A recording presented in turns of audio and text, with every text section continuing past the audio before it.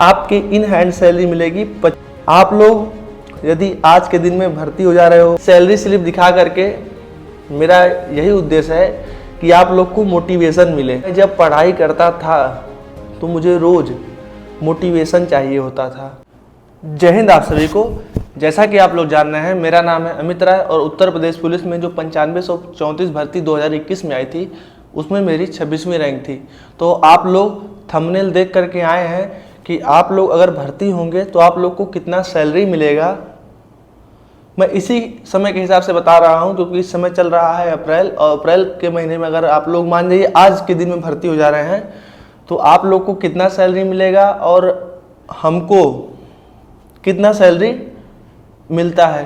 मैं अपनी salary slip भी दिखाऊंगा और सारी चीज़ें आपको दिखाऊंगा कि आप लोग अगर भर्ती हो रहे हो तो आप लोग को कितना रुपए मिलेगा।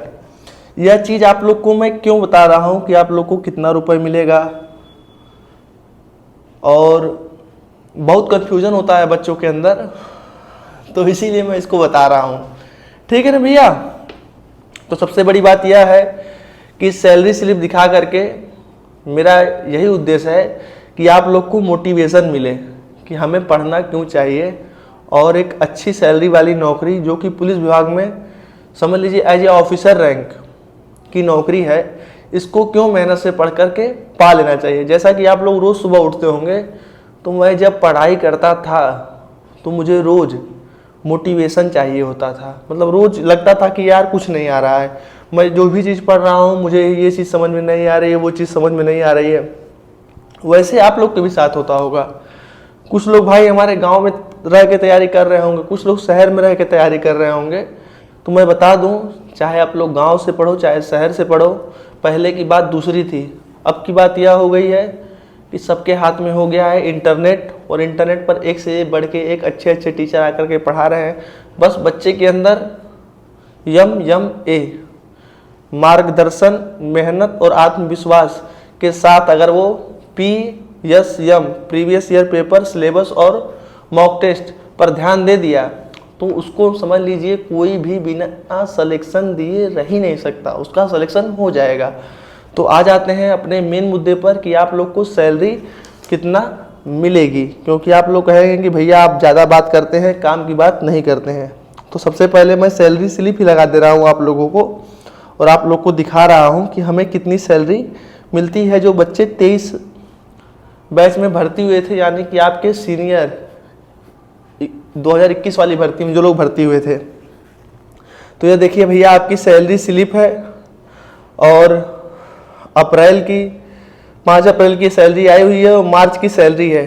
तो इस समय हम लोग का 35,400 पर तो भर्ती हुई थी, मतलब बेसिक पे था 35,400, और इस समय देखिए इंक्रीमेंट लग करके हम लोग का 36,500 बेसिक पे हो चुका है, और डीए मतलब 53% इस समय डीए मिल रहा है, इसमें 53% मिल रहा है। और हाल ही में देखिए सरकार के द्वारा 2% महंगाई भत्ता बढ़ाया गया है, तो 53% यह हो गया इस समय के लिए मैं बता रहा हूँ। आगे हो सकता है 2% बढ़ेगा तो 55% हो जाएगा, पर मार्च तक 53% ही था। तो 19,345 रुपये आप लोग का देखिए डीए हो गया है। ठीक है ना भैया, डीए मतलब महंगाई भत्ता। उसके बाद आप लोग को जो HRA मिलेगा, यदि आप लोग फर्स्ट क्लास जिले में रहते हैं, देखिए फर्स्ट क्लास जिले की सैलरी स्लिप है SI की, तो फर्स्ट क्लास जिले में रहते हैं तो आप लोग को 4,040 रुपये HRA मिलेगा।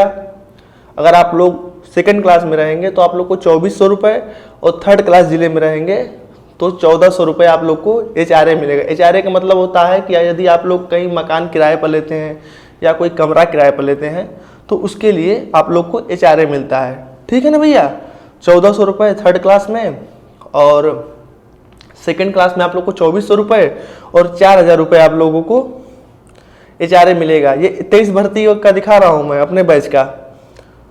और भैया आप लोग को जब अदर अलाउंस हो गया, अदर अलाउंस मतलब फूड का होता है, वो हो गया 1,688 रुपया। ठीक है, तो यह कुल मिलाकर के आप लोग की सैलरी बन रही है इस समय जो हम लोग भर्ती हुए हैं 61,573 रुपये। 61,573 रुपये सैलरी बन रही है। अब इसमें सरकार भी अपना 14% देती है, तो 14% आपके वो एनपीएस में जाता है, तो उसको मैं नहीं जोड़ रहा हूँ, नहीं तो इसको फिर 14% और जोड़ लेंगे आप लोग, तो सोच लीजिए कितना हो जाएगा। ठीक है ना भैया। अब देखिए आपकी सैलरी में से कुछ चीज़ें काटी जाती है। GIS गवर्नमेंट इंश्योरेंस स्कीम, इसमें से आप लोग को 200 रुपये हर महीने कटता है आपकी सैलरी में से, तो यह हो गया। GPF तो हम लोग को मिलता नहीं है। आई टैक्स हुआ, GVR हो गया, इसके बारे में मुझे मालूम नहीं है, तो हम लोग को 0 मिलता है। अब आप लोग का NPS कितना कटता है? NPS आपकी सैलरी का 10% कटता है, तो 5585 रुपये, जो 5500 रुपये बन रहा था ना, तो 5585 रुपये आपका कटता है NPS सैलरी में से। टोटल डिडक्शन देखिए आपका कट रहा है 5785 रुपये। अब आपके इन हैंड सैलरी कितनी मिलेगी? आपके इन हैंड सैलरी मिलेगी 55,788 रुपये, या 23 बैच के दरोगा को इस समय सैलरी मिल रही है इन हैंड विथ HRA। मेरी सैलरी है 51,000 रुपये, क्योंकि मुझको HRA नहीं मिल रहा है, क्योंकि मुझे सरकारी आवास मिला हुआ है। मैं HRA वाले का इसलिए दिखाया हूँ कि मैक्सिमम से मैक्सिमम आपको सैलरी कितनी मिल सकती है, यही मेरा उद्देश्य था। अब भैया यह बात हो गई कि 23 बैच के दरोगाओं को 55,000 रुपये मिल रहा है, मैं लगभग बता रहा हूँ, तो आप लोगों को कितना रुपए मिलेगा? आप लोग यदि आज के दिन में भर्ती हो जा रहे हो, तो आपका बेसिक पे रहेगा 35,400 रुपया। ठीक, उसके बाद आप लोग को 53% महंगाई भत्ता मिलेगा, 18,762 रुपया, 18,762 रुपया। तो कुल मिला जुला करके आप लोग को कोई अलाउंस नहीं मिलेगा। अभी आप लोग जब तक ट्रेनिंग में रहेंगे, ट्रेनिंग में आप लोग को फुल सैलरी मिलेगी। नोट कर लीजिए आप लोग, पहले दरोगाओं को 19 बैच के दरोगाओं को भी फुल सैलरी नहीं मिली थी, पर वो लोग जब केस लड़ करके जीत गए, तो उन्हीं लोग के बाद से ही हम लोग को सैलरी मिलना शुरू हो गई, और हम लोग के बैच को पूरा का पूरा सैलरी मिली है। हम लोग की पहली सैलरी जो आई थी 46,000 रुपये आई थी। ठीक है भैया, तो 54,162 रुपये आपको इन हैंड सैलरी मिलेगी। 35,400 बेसिक पे, 18,762 रुपया आपका DA हो गया, महंगाई भत्ता हो गया 53%। अब आप लोग का NPS कब कटेगा? जब आप लोग ट्रेनिंग सेंटर में आमद करा लोगे, तो आपका NPS का अकाउंट खुलवाया जाएगा। जब आपका NPS का अकाउंट खुल जाएगा ना, तभी से आपका 10% कटना शुरू हो जाएगा।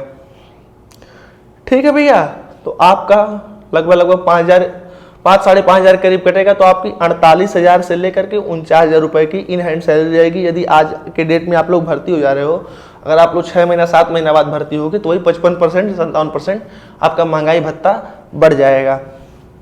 अब इतनी बात हो गई, तो भाई देखिए सैलरी, अब सैलरी पर आ रहे हैं, तो लोग कहेंगे भैया टीचर को भी इतनी सैलरी मिलती है, तो क्यों नहीं हम लोग टीचर हो जाए?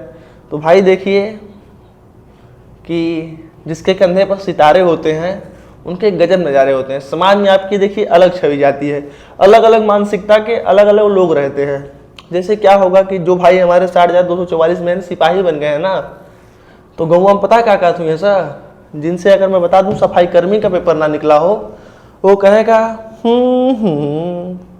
इनका सिपाही का ना पेपर निकला, कौन बड़का दरोगा हो गया हमें, यही बात कहेगा वो आपके गाँव वाला।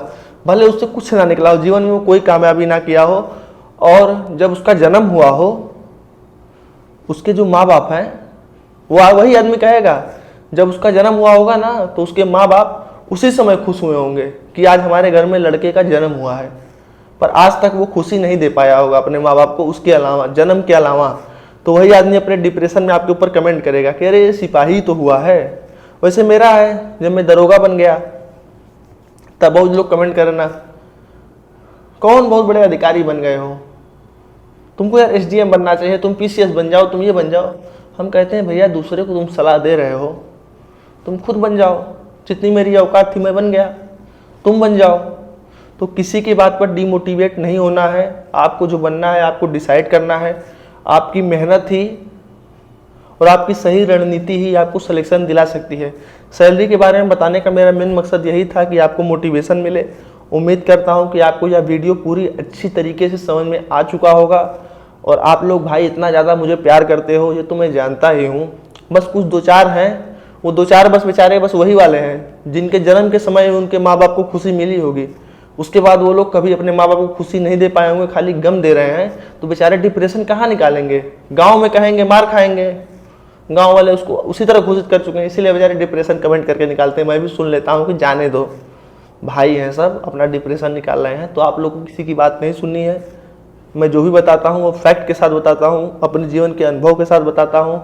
आगे आप लोग के लिए मैं मूल विधि का क्वेश्चन लेकर के आऊँगा कि मूल विधि में आप लोग को कौन कौन से एक्ट पढ़ने चाहिए और कौन कौन सी मुख्य चीज़ें हैं जो आप लोग पढ़ेंगे तो आप लोग एग्जाम में काफ़ी अच्छा कर पाएंगे। अगर आप लोग मेरी बातें सुनते हैं तो आप लोग को जरूर बूस्ट मिलेगा। यह मेरा खुद का अनुभव है, खुद के जीवन का अनुभव है, और पॉलिटी के भी क्लासेस चलाऊंगा, क्योंकि अभी रात के लगभग 12:30 बज रहे हैं और कल मोदी जी का दौरा भी है 11 तारीख को, और मेरी आज ड्यूटी लगी थी, मैं 8 साढ़े 8 बजे तक आया हूँ। फिर भी मेरे अंदर ये जुनून है कि आप लोग के लिए वीडियो बनाऊँ, तो वैसे आप लोग के भी अंदर होना चाहिए। अगर अमित भैया 12 बजे ड्यूटी करने के बाद वीडियो बना सकते हैं तो हमको सिर्फ पढ़ना है, तो हम रात के 2 बजे तक पढ़ेंगे, ठीक है ना भैया? जय हिंद, जय भारत, एंजॉय करिए और भाई को अपने इतना प्यार दीजिए। नमस्ते।